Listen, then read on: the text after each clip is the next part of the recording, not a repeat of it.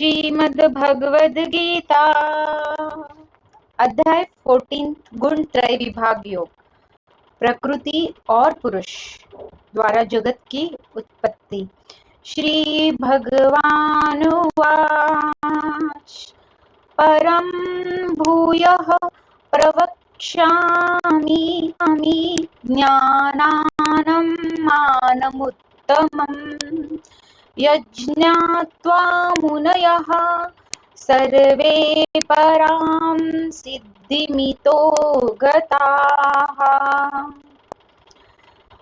भावार्थ। श्री भगवान ने कहा, हे अर्जुन, समस्त ज्ञानों में जो सर्वश्रेष्ठ इस परम ज्ञान को मैं तेरे लिए फिर से कहता हूँ, जिसे सुनकर जानकर सभी संत मुनियों ने इस संसार से मुक्त होकर परम सिद्धि को प्राप्त किया है। इदं ज्ञानमुपयाश्रित्य मम साधर्म्यमागताः सर्गेऽपि नोपजायन्ते प्रलये न व्यथन्ति च। भावार्थ। इस ज्ञान में स्थिर होकर वह मनुष्य मेरे जैसे स्वभाव को ही प्राप्त होता है। वह जीव न तो सृष्टि के प्रारंभ में फिर से उत्पन्न ही होता है और न ही प्रलय के समय कभी व्याकुल होता है। मम योनिर्महद्ब्रह्म तस्मिन् गर्भदधाम्यहं सम्भवः सर्वभूतानां ततो भवति भारत। भावार्थ। हे भरतवंशी, मेरी यह 8 तत्ववादी जड़ प्रकृति, जल, अग्नि, वायु, पृथ्वी, आकाश, मन, बुद्धि और अहंकार ही समस्त वस्तुओं को उत्पन्न करने वाली योनि माता है और मैं ब्रह्म आत्मा रूप चेतन रूपी बीज का स्थापित करता हूँ। इस जड़ चेतन के संयोग से ही सभी चर अचर प्राणियों का जन्म संभव होता है। सर्वयोनिषु कौन्तेय मूर्तयः सम्भवन्ति यः तासां ब्रह्म महद्योनिरहं बीजप्रदः पिता। हे कुंती पुत्र, समस्त योनियों जो भी शरीर धारण करने वाले प्राणी उत्पन्न होते हैं, उन सभी को धारण करने वाली ही जड़ प्रकृति ही माता है और मैं ही ब्रह्म आत्मा रूपी बीज को स्थापित करने वाला पिता हूँ। प्रकृति के गुणों की क्रियाशीलता।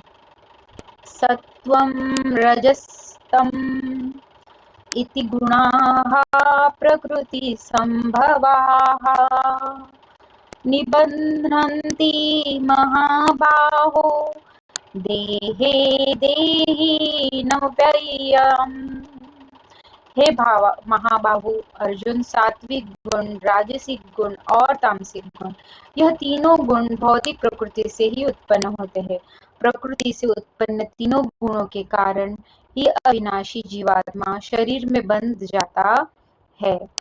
तत्र सत्वं निर्मलत्वा प्रकाशकमनामयम् सुखसंगेन बध्नाति ज्ञानसंगेन चानघ। हे निष्पाप अर्जुन, सतोगुण अन्य गुणों की अपेक्षा अधिक शुद्ध होने के कारण पाप कर्मों में जीव को मुक्त करके आत्मा को प्रकाशित करने वाला होता है, जिससे जीव सुख और ज्ञान के अहंकार में बन जाता है।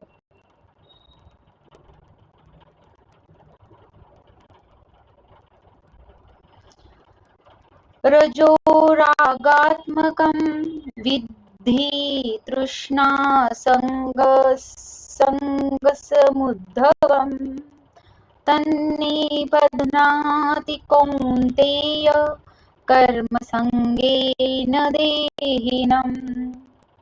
हे कुंती पुत्र, रजोगुण को कामनाओं और लोभ के कारण उत्पन्न हुआ समझ, जिसके कारण शरीरधारी जीव सकाम कर्मों, फल की आसक्ति में बंध जाता है। तमस्त्वज्ञानजं विद्धि मोहनं सर्वदेहिनां प्रमादालस्य निद्राभिस्तनिबध्नाति भारत। हे भरतवंशी, तमोगुण को शरीर के प्रति मोह के कारण अज्ञान से उत्पन्न हुआ समझ, जिसके कारण जीव प्रमाद, आलस और निद्रा द्वारा बन जाता है। प्रमाद पागलपन में व्यर्थ के कार्य करने की प्रवृत्ति, आलस्य आज के कार्य को कल पर टालने की प्रवृत्ति, निद्रा अचेत अवस्था में न करने योग्य कार्य करने की प्रवृत्ति द्वारा बन जाता है। सत्वं सुखे संजयति रजः कर्मणि भारत ज्ञानमावृत्य तु तमः प्रमादे संजयत्युत। हे अर्जुन, सतोगुण मनुष्य को सुख में बांधता है, रजोगुण मनुष्य को सकाम कर्म में बांधता है और तमोगुण मनुष्य को ज्ञान को ढककर प्रमाद में बांधता है। रजस्तमश्च विभूय सत्वं भवति भारत रजः सत्वं तमश्चैव तमः सत्वं रजस्तथा। हे भरतवंशी अर्जुन, रजोगुण और तमोगुण के घटने पर सतोगुण बढ़ता है, सतोगुण और रजोगुण के घटने पर तमोगुण बढ़ता है और इसी प्रकार तमोगुण और सतोगुण के घटने पर रजोगुण बढ़ता है। सर्वद्वारेषु देहिस्मिन् प्रकाश उपजायते ज्ञानं यदा तदा विद्विवृद्धं सत्वमित्युत।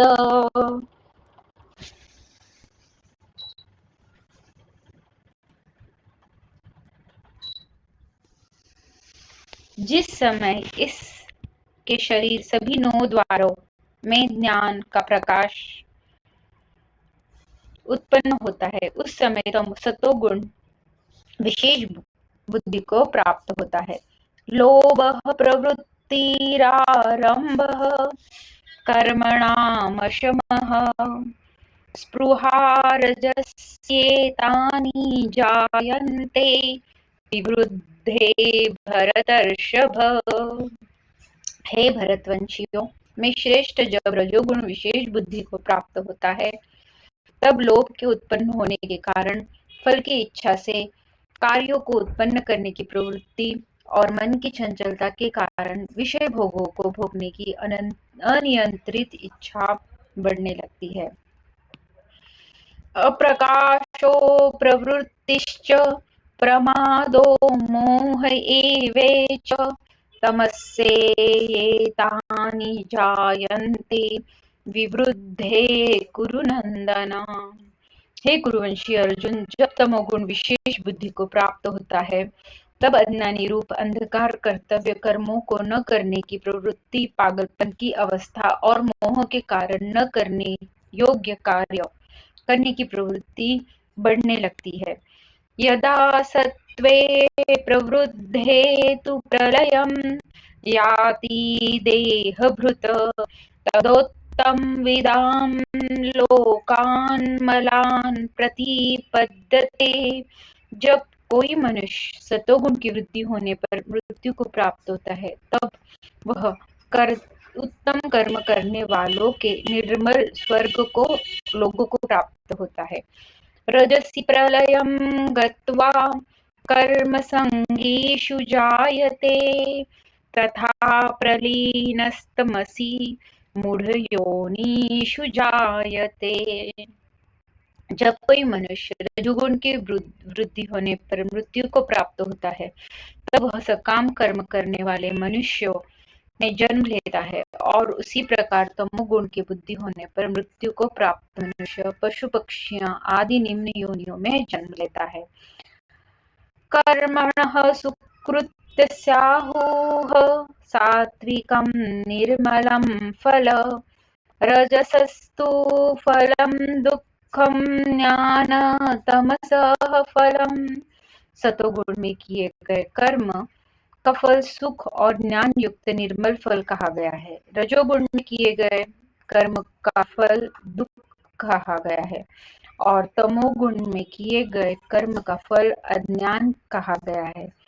सत्वात् संजायते ज्ञानं, रजसो लोभ एव च, प्रमाद मोहो तमसो भवतो ज्ञानमेव च।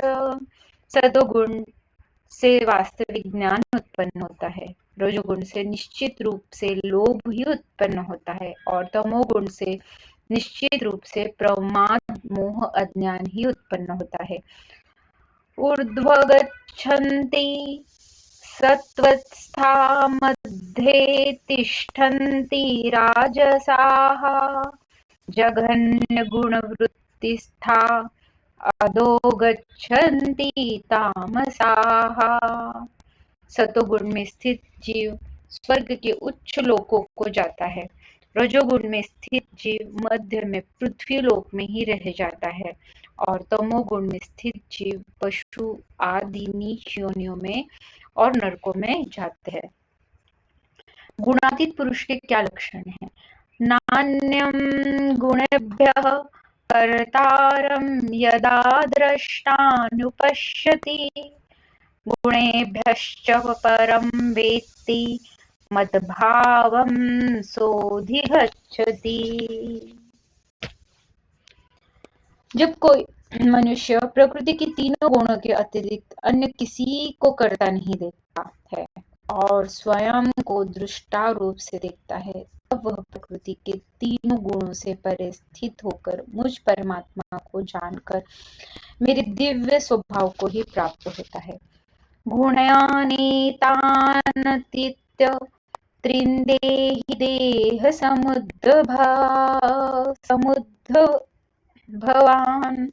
जन्म मृत्यु जरा दुःखैर्विमुक्तो मृतमश्नुते। जब शरीरधारी जीव प्रकृति के इन तीनों गुणों को पार कर जाता है, तब वह जन्म मृत्यु बुढ़ापा तथा सभी प्रकार के कष्टों से मुक्त होकर इसी जीवन में परम आनंद स्वरूप अमृत का भोग करता है। अर्जुन उवाच कैर्लिंगे स्त्रीन् गुणानेतानतीतो भवति प्रभो, किमाचारः कथं चैतान् स्त्रीन् गुणानतिवर्तते। अर्जुन ने पूछा, हे प्रभु, प्रकृति के तीनों गुणों को पार किया हुआ मनुष्य किन लक्षणों के द्वारा जाना जाता है और उसका आचरण कैसा होता है तथा वह मनुष्य प्रकृति के तीन गुणों को किस प्रकार से पार कर पाता है। श्री भगवान उवाच प्रकाशं प्रकाशञ्च प्रवृत्तिञ्च मोहमेव च पाण्डव, न द्वेष्टि संप्रवृत्तानि न निवृत्तानि कांक्षति। श्री भगवान ने कहा, जो मनुष्य ईश्वरीय ज्ञान रूप प्रकाश सतोगुण तथा कर्म करने में आसक्ति रजोगुण तथा मोह रूपी अज्ञान तमोगुण के बढ़ने पर कभी भी उनसे घृणा नहीं करता है और समान भाव में स्थित होकर न तो उनमें प्रवृत्त ही होता है और न ही उनसे निवृत्त होने की इच्छा ही करता है। उदासीन वदासीनो गुणैर्यो न विचाल्यते, गुणावर्तन्त इत्येव योऽवतिष्ठति निगते।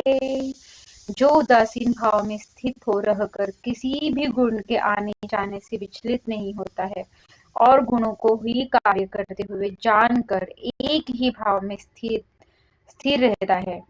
सम दुःख सुख स्वस्थः समलोष्ठाश्मकाञ्चनः, तुल्या प्रिया प्रियो धीरस्तुल्य निंदात्मसंस्तुतिः।